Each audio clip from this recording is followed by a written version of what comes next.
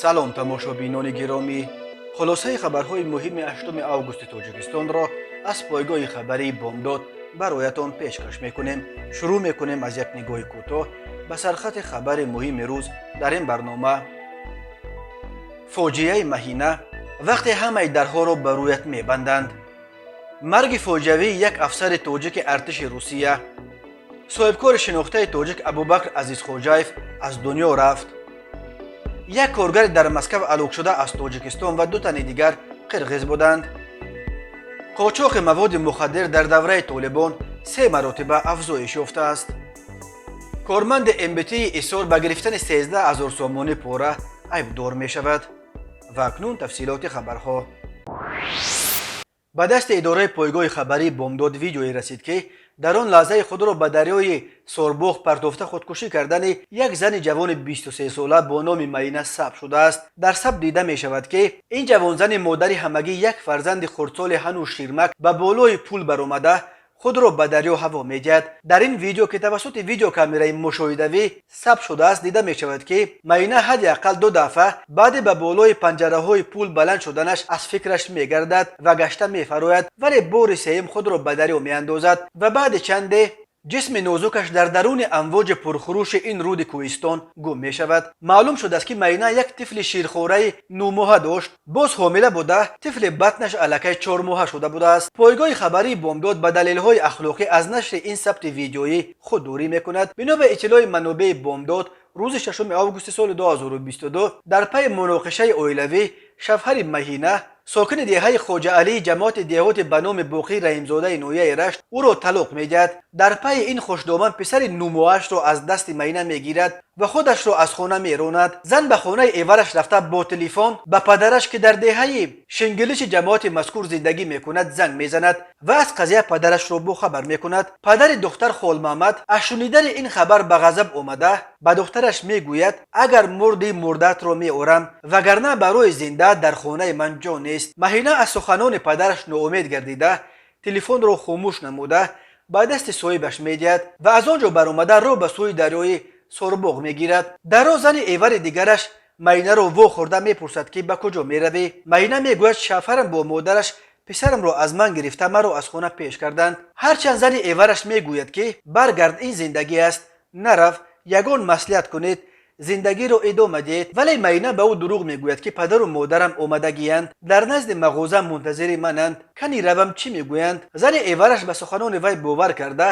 аз паси кори худ меравад. Маина бошад рафта аз болои пули мошингузар, ки деҳаи Хоҷа Алиро бо деҳаи Рувоз пайваст мекунад, худро ба дарё мепартояд. 2 рӯз боз кормандони кумитаи ҳолатҳои фавқулода ва сокинон ҷасади Маинаро ҷустуҷӯ доранд, вале ҳанӯз пайдо накарданд. Султони Абдулвоҳид, шавҳари Маина, зуҳури амон рӯзи 6 август бо иттиҳоми ба худкушӣ расонидани амсараш аз ҷониби кормандони милитсия дастгир гардида, ҳоло дар ҳабси пешакӣ қарор дорад. гуфта мешавад, вай ин иттиҳомро ба дӯш гирифтааст. ҳар сол дар Тоҷикистон то 600 худкушӣ ва қасди худкушӣ сабт мешавад. мушкилоти иҷтимоиву иқтисодӣ ва ҷанҷолҳои оилавӣ сабабҳои асосии худкушиҳо дар Тоҷикистон ном бурда мешавад.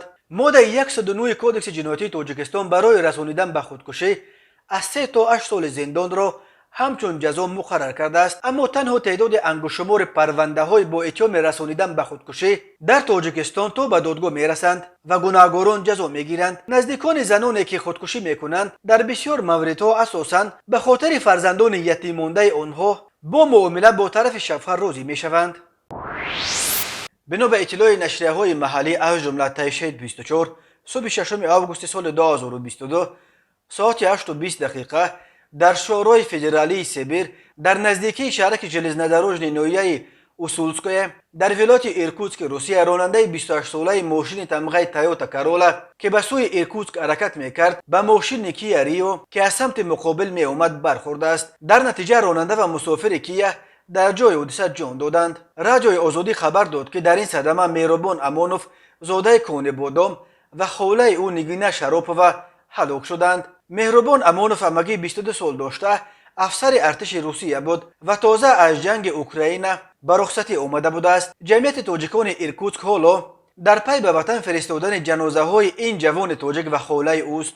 Меҳрубон ва холаи ӯ Нигина Шароповаи 44 сола در جای حادثه هلاک شدند و راننده ماشین پسر خالش با جراحت در بیمارخانه بستری شده است. نزدیکان این خانواده در صحبت با رادیوی آزادی گفتند که مهربان از آغاز جنگ در اوکراین قرار داشت و او را برای دیداربینی پیوندانش رخصتی داده بودند. آنها گفتند که مهربان در جنگ خطرناک زنده ماند ولی با بی احتیاطی یک راننده در مکان امن هلاک شد. علیشیر شیرینوف رئیس جمعیت تاجیکان ایرکوتسک با تصدیق این خبر در صحبت با رادیوی آزادی گفت حالا ما با کمک سفارت تاجیکستان در روسیه برای انتقال جسدها به وطن آمادگی میبینیم. این یک حادثه ناخوش است که ما تاجیکان را غمگین کرد. برای به وطن فرستادن با کمک کنسولگری آمادگی داریم، گفت او. پیوندانشان گفتند که آنها شهروند روسیه بودند و سالها در این کشور زندگی میکردند. در جنگ روسیه با اوکراین صدها زاده تاجیکستان شرکت میکنند. اسم نزدیک به 20 نفر آنهایی که در این جنگ کشته شدند رسانه‌ای شده است. مقامات اوکراین هم سندهای را نشر کردند که شرکت صدها زاده تاجیکستان در جنگ با این کشور را تصدیق میکند. مقامات تاجیک میگویند آنها شهروندان روسیه هستند و با دعوت این کشور به ارتش رفتند. دیرکتور اگنتی نظارت مواد نشآور تاجیکستان گنرال مایور حبیبالله وایدزاده روز 5 آگوست سال 2022 در نشست مطبوعاتیش گفت تحلیل و مشاهده ها نشان میدهند که از ماه آگوست سال 2021 یعنی به سر قدرت آمدن حرکت طالبان تا ماه یول سال روان در نویه‌های نزد سرحدی تاجیکستان با افغانستان بیش از 3 تن مواد نشه‌آور مصادره کرده شده است. حال آنکه در تمام دوره سال 2020 حجم مصادره مواد نشه‌آور در این نویه‌های نزد سرحدی همگی 1 تن و 185 کیلو را تشکیل میداد. از این آمار برمی‌آید که قاچاق مواد مخدر از افغانستان به تاجیکستان در دوره رژیم نو طالبان قریب 3 مرتبه افزایش یافته است. حرکت تندرو طالبان ماه آگوست سال 2021 قدرت را در افغانستان به دست آورد. افزایش قاچاق مواد مخدر در زمان حکمرانی طالبان در حالی است که رهبران آن با صدور یک فتوای ویژه کشت و پرورش، خرید و فروش، قاچاق و حتی استعمال مواد مخدر را از نگاه شریعت حرام حکم کردند. حبیبالله وایدزاده در نشست خبریش همچنین خبر داد که در نیم سال یکم سال 2022 از جانب مقامات حفظ حقوق و ساختارهای قدرتی جمهوری تاجیکستان 12482 جنایت عمومی به قید گرفته شده است. از این شمار 384 جنایت وابسته به مواد نشه‌دار می باشد که در مقایسه به سال 2021 62 جنایت یا 13.9% کم به قید گرفته شده است. همین طور از شماره عمومی جنایت‌های در جمهوری به قید گرفته شده 3.1% را جنایت‌های مخدراتی تشکیل می‌دهند. بنا به آمار اگنتی در 6 ماه سال جاری در جمهوری از معاملات غیر قانونی 2 تن و 578 کیلوگرم 145 گرم مواد نشه‌آور مصادره کرده شده است که در مقایسه با همین دوره سال 2021 1 تن و 695 کیلوگرم و 645 گرم 52.0% یا 882 کیلوگرم و 500 گرم زیاد می باشد. طبق آمار رسمی در نیم ساله یکم سال 2022 در جمهوری 4437 نفر نشه‌مند در قید می باشند که 100 نفر آنها را زنها تشکیل می دهند. این نشان داد نسبت به همین دوره سال 2021 566 نفر یا 11% کاهش یافته است. امروز در تاجیکستان به 10 میلیون اهالی 48 نشه‌مند راست می آید.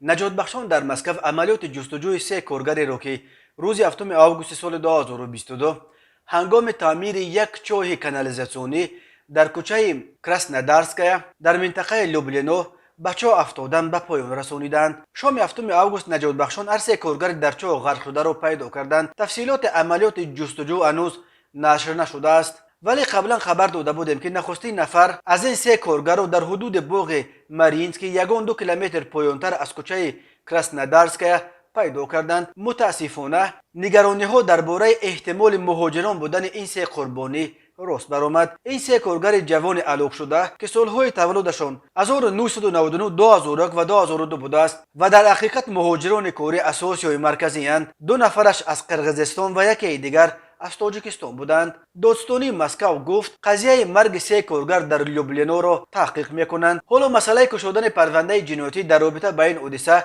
در دست بررسی قرار دارد. طبق قبلا خبر دادیم روز 7 آگوست سال 2022 هنگام انجام کارهای تعمیری در یک چاه کانالیزاسیونی در کوچه کراسنودارسک در منطقه لوبلینو شهر مسکو بر اثر بارشات زیاد دیوار این چاه کنده شده است و 13 کارگر به درونش افتادند. 6 نفر آنها توانستند مستقلانه بیرون شوند. 4 نفر دیگر را نجات بخشان MTS که به جای حادثه آمدند بیرون کشیدند. 3 نفر دیگر را متاسفانه آب برد. نجات بخشان هنوز همان وقت گفته بودند که امیدشان به پیدا کردن آنها چندان زیاد نیست. اگر پیدا هم کنند این معجزه خواهد بود. بنا به خبرها وضع را در محله عملیات نجات بارشات شدید وزنی تر کرده بود. محض بارانهای سخت باعث کنده شدن دیوار چاه و افتیدن یک بریگاد کارگران شد. سبب در چنین چاه در ماندن و بیرون برآمدن نتوانستن 3 کارگر نیز بارشات گفته می شود، چون که باران سبب خیلی بالا رفتن سطح آب در درون چاه شده است و مجرای آب چنان سخت شده است که 3 کارگر را کشیده برده است. تماشابینان عزیز، یادآور می شویم خلاصه مهمترین اخبار تاجیکستان را از پایگاه خبری بامداد تماشا دارید. برنامه را ادامه می دهیم. صاحبکار معروف تاجیک ابوبکر عزیزخوجایف که سال 2016 در پی یک نامش به پرزیدنت با جرم برانگیختن کینه و عداوت ولی عملا برای تنقید مقامات به 2.5 سال زندان محکوم شده بود، روز 8 آگوست سال 2022 در سن 66 از عالم چشم پوشید. درباره درگذشت ابوبکر عزیزخوجایف در فیسبوک خبر دادند. ابوبکر عزیزخوجایف یکی از نخستین صاحبکاران تاجیک بود که هنوز در پایان سالهای 80 پا به عرصه تجارت نهادند. اسم او سال 1989 زمان ورد زبانها شد که او به بنیاد زبان تاجیکی 50,000 روبل شوروی خیر کرد. در آن زمان این پول چندین ماشین و چندین خانه در دوشنبه بود و مبلغ خیلی بزرگ به شمار می رفت. عزیزخوجایف امین طور سال 2008 برای یوسف عبدالسلاموف و رسول باقیف که در المپیاد پکین برای تاجیکستان مدال های نقره و برنجی آوردند متناسباً 5,000 و 3,000 دلار تحفه کرده بود. سال 2010 در زمان معرکه فروش سهمیه های نیروگاه روغون ابوبکر عزیزخوجایف اعلام کرده بود که آماده است به مبلغ 1 میلیون سومانی یا 200,000 دلار با قرب آن زمان سهمیه های این نیروگاه را بخرد. ابوبکر عزیزخوجایف رهبر شرکت دورنما را بر دوش داشت. این شرکت تا زمان استحصال و فروش رقم‌های دولتی واسطه‌های نقلیات را به دست خود کشیده گرفتن شرکت فراز این تجارت را در دست داشت. ابوبکر عزیزخوجایف در پایان سال 2015 در یک نامه به پرزیدنت امامعلی رحمان شکایت کرد که تجارت او را زوراً از دستش گرفتند. او را ماه فوریه سال 2016 دستگیر کردند و برای چند ماه در بیمارخانه بیماری‌های روحی شهرک کوکتوش نگاه داشتند. ماه ایول سال 2016 دادگاه نویه اسماعیل سامانی عزیزخوجایف را با جرم برانگیختن کینه و عداوت به 2.5 سال زندان محکوم کرد. او 2.5 سال حکمش را پره ادا کرد.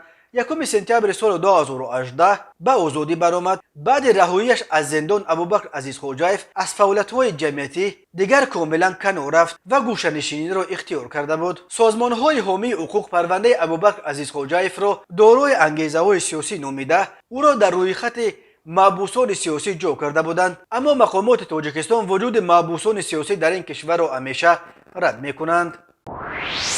اگنتی مبارزه با کروپسیون تاجیکستان روز 8 آگوست سال 2022 خبر داد که تفتیش پیشکی پرونده جنایتی محمود سعیدوف کارمند مؤسسه فرعی دولتی به قیدگیری مال و ملک غیر منقول یا MBTI در شهر ایسار انجام داده این پرونده را با تصدیق فکر عیبدارکنی برای بررسی به دادگاه فرستادند. مرکز مطبوعات اگنتی در شهر این پرونده گفت سعیدوف محمود در وظیفه متخصص ریاست بروی خودگیری تکنیکی کارخانه دولتی فرعی به قیدگیری مال و ملک غیر منقول در شهر ایسار کار کرده. در دوره فعالیت کاریش از شهروند A و B برای تیار کرده دادن شهادتنامه به قیدگیری دولتی قطعه زمین مبلغ 13,000 سومانی گرفته. از این مبلغ 12,426 سومونیش را تصرف نموده به منفعت شخصیش صرف کرده است. وابسته به حالت مذکور نسبت سعیدوف محمود بر اساس قسم 2 ماده 247 قسم 2 بندهای وگ کدکس جنایتی جمهوری تاجیکستان با اتهام قلابی با استفاده از مقام خدمتی پرونده جنایتی آغاز شده بود و او بر اساس قسم 2 ماده 247 همچون جزا و جریمه به اندازه از 365 تا 912 نشان دهنده برای حسابها یا تا 5 سال زندان تهدید میکند. کارخانه دولتی به قیدگیری مال و ملک غیر منقول یا MBTI که به وجودگذاری منزل و دیگر مال و ملک غیر منقول مردم مشغول می باشد یکی از نهادهای اعظم فساد زده در تاجیکستان به شمار می رود.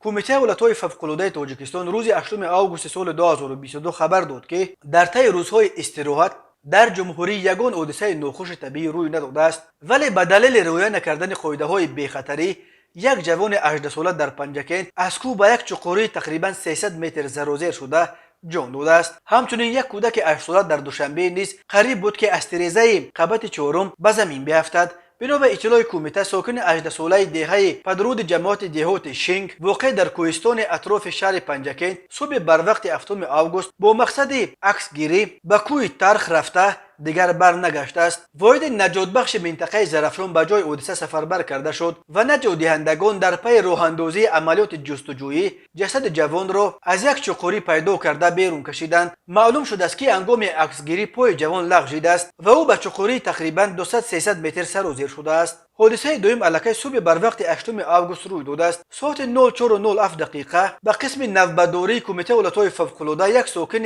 بنای رقم 13 کوچه علیشیر نوایی شهر دوشنبه زنگ زده خبر داده است که یک کودک در روی تیره‌زای قبط چهارم بنا ایستاده است و می‌خواهد خود را پرتوید. نجات بخشان ریاست ولایت‌های فوق‌العاده شهر دوشنبه بدون تأخیر به جای حادثه رفته توسط تیره‌زای منزل همسایه خود را به پیش کودک رسانیده او را از تیره‌زا گرفتند. در طول این مدت کودک را فلچرهای نجات بخش به گپ گرفته بودند که مبادا به جان خودش جبر نکند. معلوم شده است که این کودک همگی 8 سال دارد و او را در خانه تنها گذاشتند. کودک صبح بر وقت از خواب بیدار شده ترسیده است و از بس که در خانه با کلید بسته بود خواسته است که از تیره‌زا خود را هوا داده به بیرون برآید. نجات بخشان کودک را به مقامات حفظ حقوق سپاریدند. سبب کودک را در خانه تنها گذاشتن والدان را اکنون باید مقامات معاین کنند.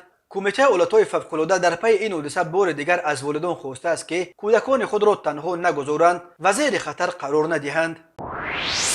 نورعلی دادربیکوف، مطرب شناخته تاجیک و یکی از پیروان و شاگردان صادق و ادامه دهنده مکتب هنری هنرمند شورتیار ظفر ناظم روز 8 آگوست سال 2022 در سن 65 در زادگاه شهر ایسار از عالم چشم پوشید. در این باره در فیسبوک آوازخوان شناخته زاده ایسار فرقت سیدزاده خبر داد. بنا به اطلاع او مراسم ودا و نماز جنازه مرحوم امین عصر 8 آگوست در شهر ایسار در مسجد کلان واقع در محله بلای دوست برگزار می شود. درباره علت مرگ هنرمند چیزی گفته نشده است. بنا به اطلاع دریافتی وقتای آخر نورعلی دادربیکوف از بیماری سرطان تبابت می گرفت. نورعلی دادربیکوف سرود و ترانه‌های زیادی آفریده است که هنرمندان شناخته کشور امثال حیات‌های مومنوف، سبحان سعیدوف، فرقت سعیدزاده، علیشیر قادروف، جاوید ناظموف، سیاره جوربک اجرا کردند. در هیئت دسته‌های هنری به دولت‌های ژاپن، ایران، افغانستان، ترکیه، هندوستان، روسیه، هلند، قزاقستان، ازبکستان و دیگر دولت‌ها سفر هنری انجام داده است. نورعلی دادربیکوف با نشان اعلاچه فرهنگ جمهوری تاجیکستان قدردانی شده است. و حالا یک مرور کوتاه به اخبار کریمینالی و حادثه‌های ناخوش روز. 5 آگوست سال 2022 تخمینا ساعت 15:40 دقیقه جوان 22 ساله ساکن شهر دوشنبه هنگام در محله فردوسی قرار داشتنش با مرد 49 ساله ساکن نویه ورزاب از روی خصومت مناقشه کرده با کارت 16 مرتبه به عضوهای حیاتاً مهم و دیگر عضوهای بدنش زده است. در نتیجه جبر دیده جراحات گوناگون جسمانی برداشته در جای حادثه به هلاکت رسیده است. از روی این حادثه تفتیشات ادامه دارد. 6 آگوست سال 2022 تخمینا ساعت 20:50 دقیقه راننده اتومبیل تمغه دیو بایروف جهانگیر رفشانوویچ سال تولدش 1991 ساکن شهر کونی بودام هنگام حرکت در راه نقلیاتگرد کونی بودام دیموی در حدود شهر مذکور از عهده اداره واسطه نقلیات نبرآمده به اتومبیل تمغه زیر تحت اداره عبداللهیف عبدالملک سال تولدش 1997 ساکن امین شهر برخورده است. در نتیجه راننده بایروف جراحات وزن جسمانی برداشته در جای حادثه به هلاکت رسیده است. از روی این حادثه تحقیقات ادامه دارد.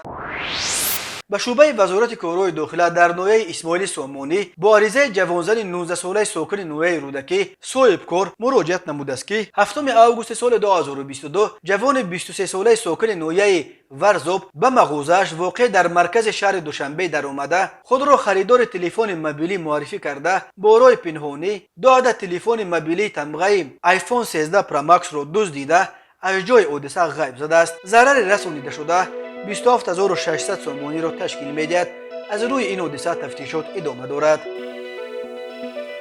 تماشابینان عزیز و گرامی، این بود مرور به خلاصه چند خبر مهم امروز تاجیکستان.